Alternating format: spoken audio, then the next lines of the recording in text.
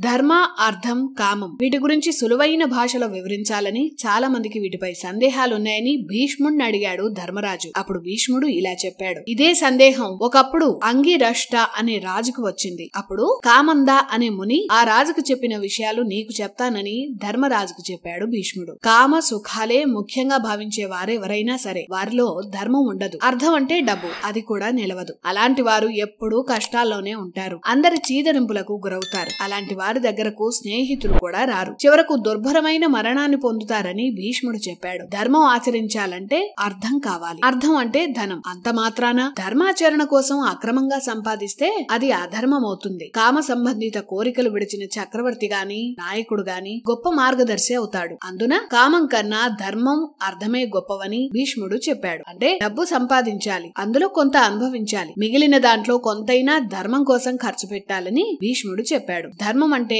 దానాలు, లేని వారికి ఇవ్వడం, మన సంప్రదాయాలను కాపాడటం, ఇవన్నీ వస్తాయి.